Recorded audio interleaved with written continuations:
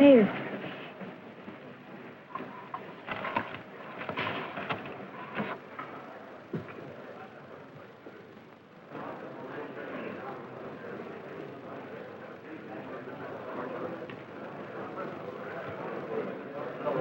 Ladies and gentlemen, you've heard the reports that enemy planes are approaching. In less than 3 hours, an H-bomb might fall over Portland.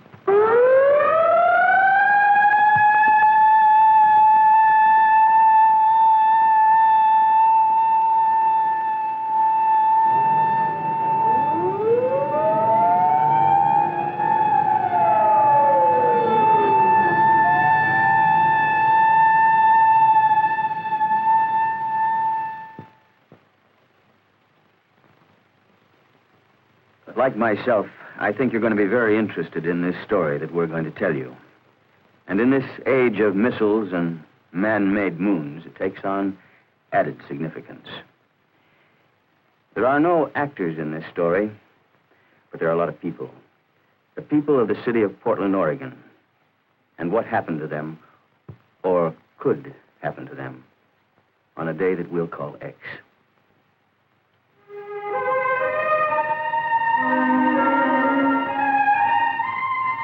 This is the land, between the mountains and the sea, between the snow-capped crater of Mount Hood and the Pacific. It's tall timber country. And this is the city, largest dry cargo port on the Pacific coast. And its people are friendly and rugged in the tradition of the Oregon Trail. Population, about 415,000, more or less about the size of Hiroshima. And this is what happened, or could happen, on a certain day called X. The sun came up at 6:31.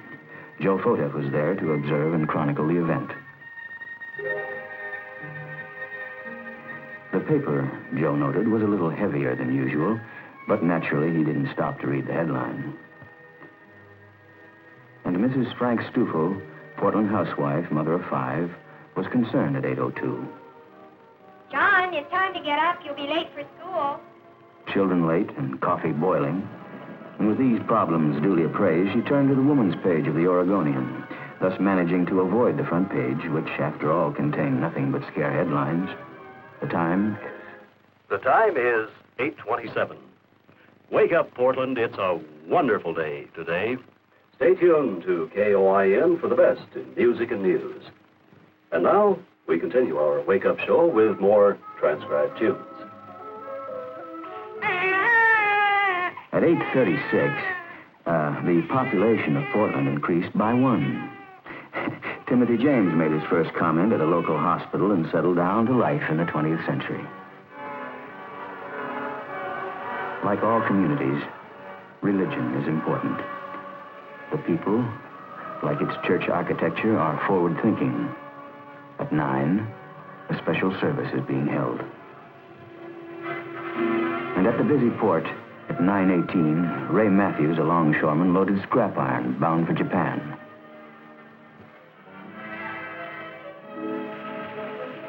At 9:37, at the Central Fire Station, the men were busy with their morning chores, scrubbing hose, cleaning ladders, and shining the pumper.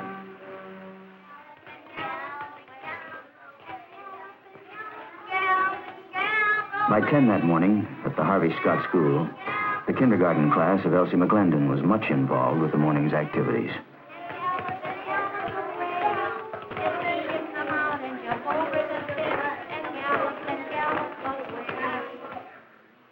Council will come to order. The clerk will call the roll. Dean, Booty, Bowes, Earl. And the twice-weekly meeting of the city council was much involved, too. A matter of sewer maintenance was one of the problems up for discussion. At police headquarters, the messages at 10:31 so far indicated 2 cars stolen, a drunken disorderly. An average day in an average American city. Number 126, Colorado 1425A, 126. Cat in a tree, 14 in Ankeny. Except this day. This day is the one called X. Attention all stations. Emergency. This is is an air raid warning and Conrad radio alert. Repeat. This is an air raid warning and Conrad radio alert. Enemy aircraft are over the Aleutian. Stand by for warning time.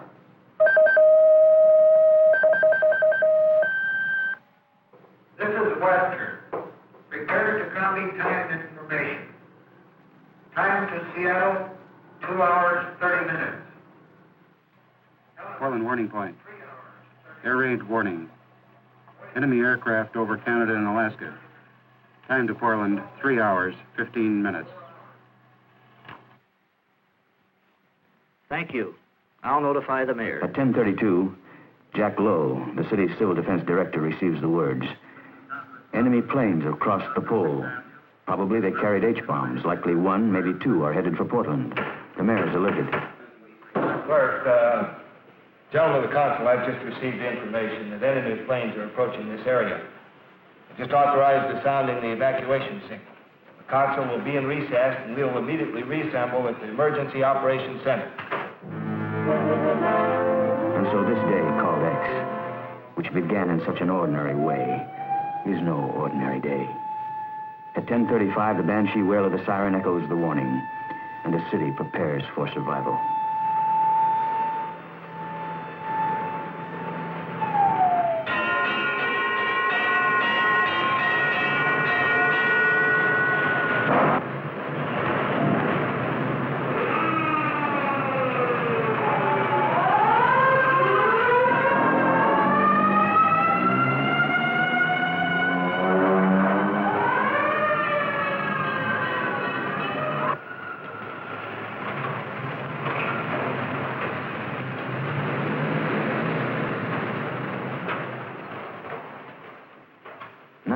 Cities in the United States are considered critical targets, and Portland is just one of them. And it's so hard to know in advance how any man will react when that day comes.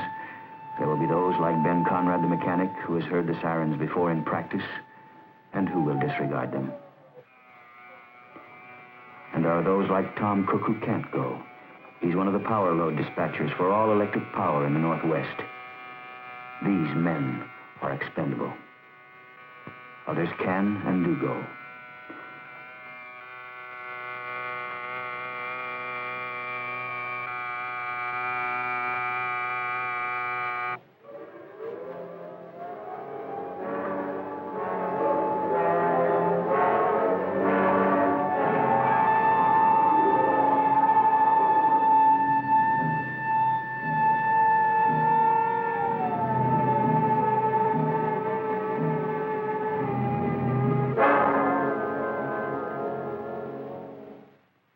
Time is 10:47.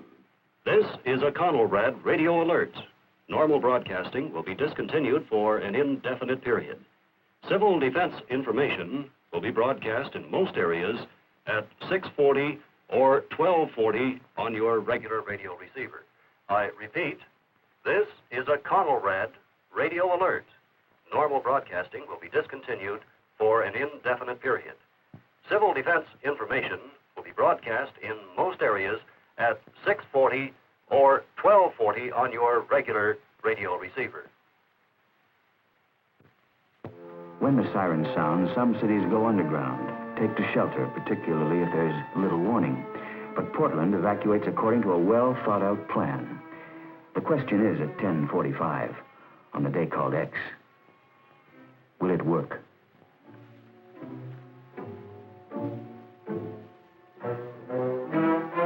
Quietly, without panic, the city organizes, becomes mobile the best it can.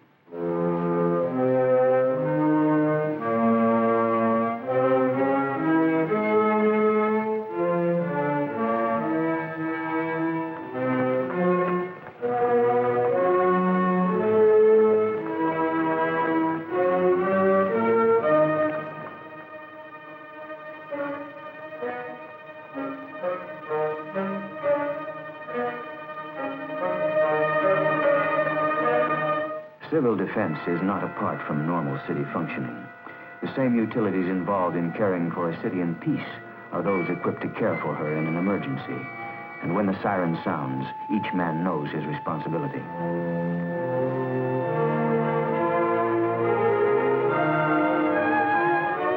Public buildings follow a pattern well learned in practice.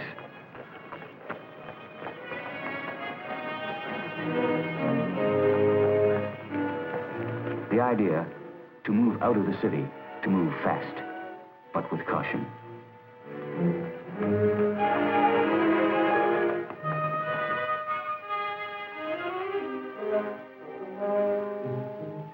Like other Portland mothers, Mrs. Stufel moves her family to a prearranged location outside the city beyond radiation range with necessary supplies.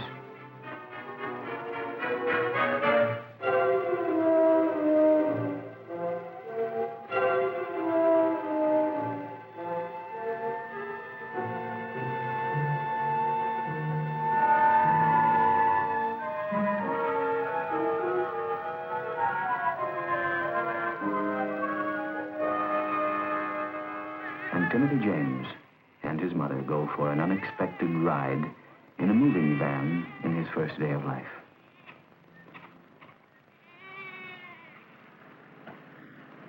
Now, at 10:50, in this hour of decision, the seat of local government is moved a point some 6 miles out of town.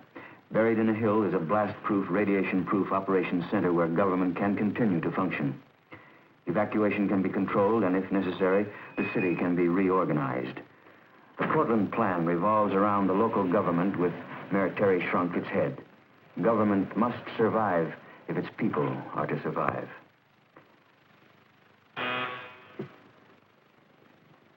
Civil defense is government operating in an emergency. Mayor now. Morning, Mr. Mayor. Morning, The Judge. situation looks pretty bad right now. We don't know exactly what's happening, but we do have planes over Alaska and Canada. Ladies and gentlemen, you've heard the reports that enemy planes are approaching. In less than 3 hours, an H-bomb might fall over Portland. Mr. Jack Lowe, our Civil Defense Director, will coordinate activities here. Jack, what's the situation? Mr. Mayor, according to our latest reports from CONAD, enemy planes are still headed this way at 450 knots. That will put them just about there on the Alaska-Canadian border. I'd say we still have about 2.5 hours if Portland is where they intend to make a drop. What's the condition of evacuation movement now? Well, we have very scanty reports now, because it's only been 15 minutes, but we can check with the police and with the traffic engineer and see if we get what information we have. I have no information yet as to how it's progressing. By 10:55, the heads of utilities, Red Cross, military liaison, Civil Air Patrol, Weather Bureau, and all city departments are functioning as a civil defense team. While city commissioners and bureau heads remain behind working with their departments at the emergency seat of government, their families are among those evacuating. By 11, the operations officer is receiving reports on the evacuation of the city, and he is the reporter of the day, traffic, time, weather, and in the operations center's broadcast studio, the time is... The time is 11:10. This is an official civil defense broadcast. Enemy aircraft are over Canada and headed this way. Normal broadcasting has been discontinued until after this emergency has passed. You are now tuned to Conelrad and will receive official information and instruction on this frequency. Keep your radio tuned to this frequency. Remember, there is a traffic plan for the evacuation of the city. All cars in the downtown area must follow the green lights. They will lead you out of the danger area by the quickest route. Do not try to cross the flow of traffic. Follow the green lights. Turn with traffic. Proceed with care. John Carpenter, a sportscaster, becomes the warning voice. The people of Portland know his voice. Trust it. In 1955, Portland held a practice mass evacuation. The heart of the city was cleared in 34 minutes. It's safe to say that practice evacuation will be responsible for saving a great many lives this day. Should a bomb fall, many will be killed. The more that move out of the city, the greater the chances of survival. Pedestrians are helped out of the city. The great dangers are jam-ups and bottlenecks.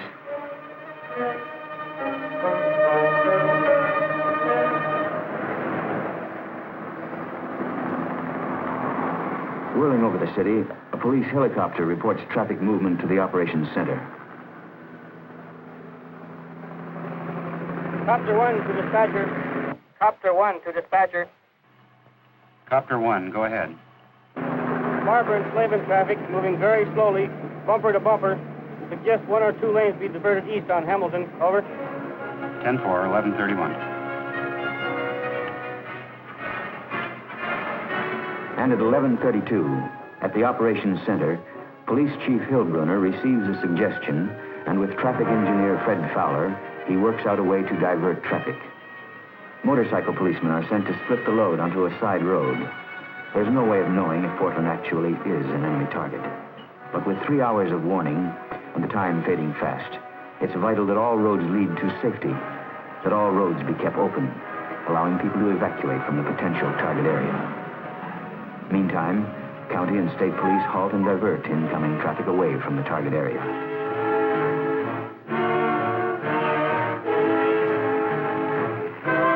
Should a bomb fall, fire and utility equipment must be available to move back into the city to restore services. And so trucks of all sizes and of all varieties speed to points outside the city by a detailed plan.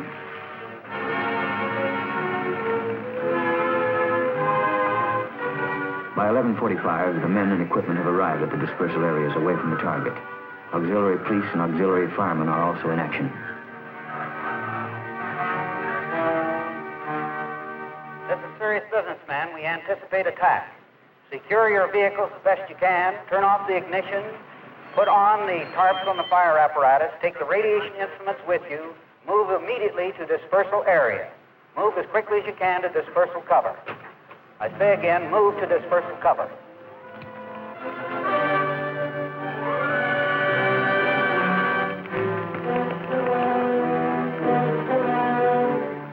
Around the dispersal area, in local public buildings, emergency kitchens are in operation.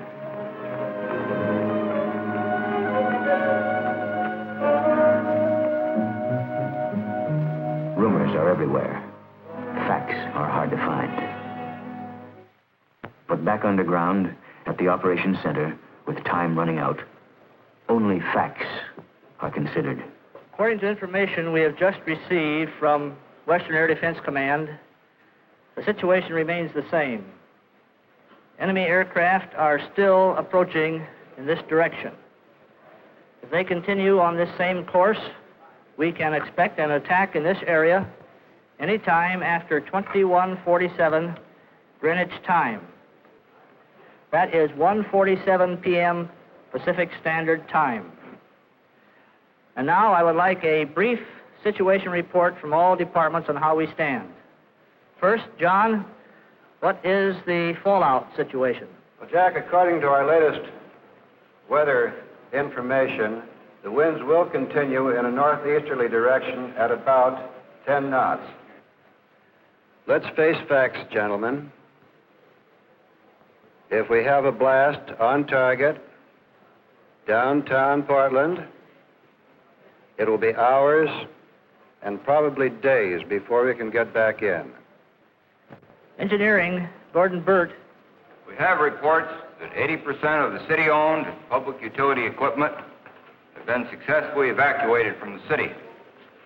However, there is one group of electric company trucks caught on the west side. We're working now on a plan to get them out. Fire Department, Chief Simpson. The fire department's initial dispersal plan is in effect. Several units have already moved out to their respective dispersal points. Engine 24 and Engine 30 are currently fighting a residential fire, and they will stay on the job until this fire has been controlled. Police, Chief Hillbrunner. As for police activities, the city is about 65% evacuated. Traffic appears to be moving at about 15 miles an hour outbound. The state and county police have set up an effective roadblock diverting inbound traffic, thus enabling us to use all lanes for outbound traffic. Emergency medical, Dr. Metter.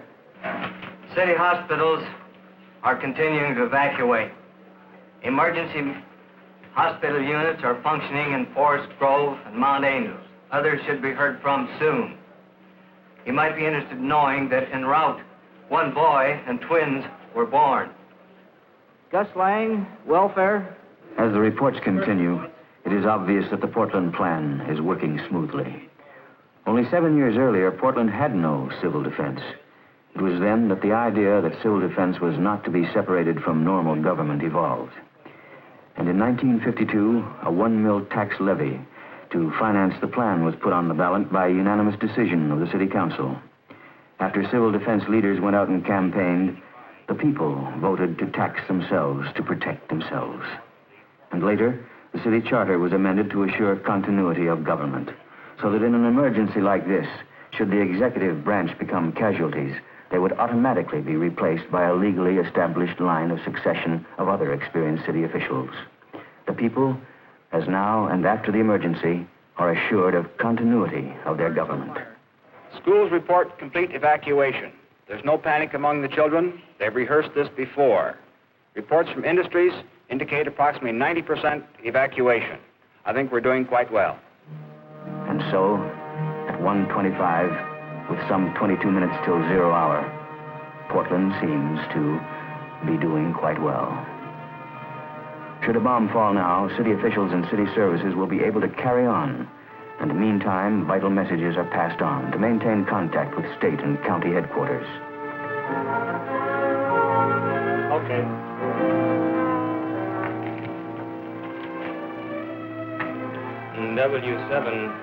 W7SAA from W7BS. Upstairs in this unique underground operations center, an emergency telephone system is functioning as the details of evacuation are reported and relayed. Part of the civil defense levy went to a comprehensive microfilming project supervised by Will Gibson, city auditor. More than 3 million documents and records that go back to the first handwritten city council minutes in 1851 have been microfilmed. Duplicates of laws and the engineering records without which the city cannot function are here. And so, in time of disaster, records are preserved. And now, with a moment to breathe, some can take time for coffee in a built-in cafeteria. It's time to talk of families which have been evacuated. And it's time to be alone and think of the future.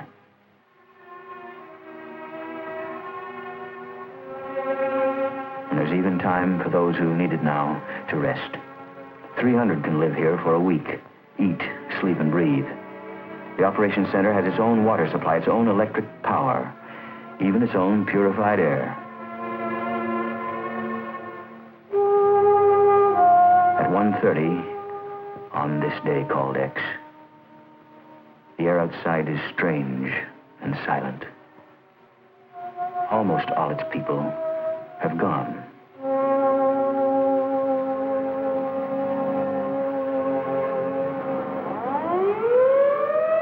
And at 1:32, as directed by the mayor, the siren sounds once more. Take cover. The evacuation is stopped, and there is nothing to do but wait. Back in the operations center, the day called X reaches its climax. Time now, 1:47. Enemy bombers are probably overhead.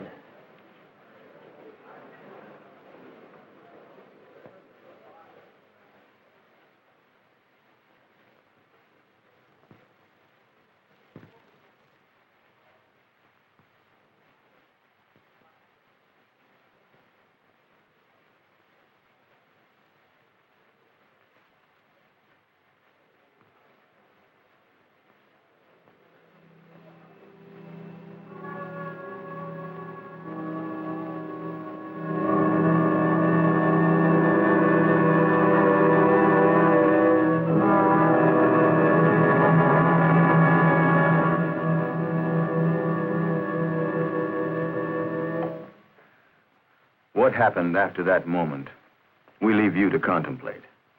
But one thing is certain, Portland has a plan for the survival of its people and the continuity of its government. You know, actually, the survival of this entire nation depends upon the ability of federal, state, and local governments to carry out their responsibilities in the event of a massive nuclear attack. Each new scientific development in the weapons of war presents a new challenge. And the people of Portland, through working together, they're ready. If there really were a day called X. How about you?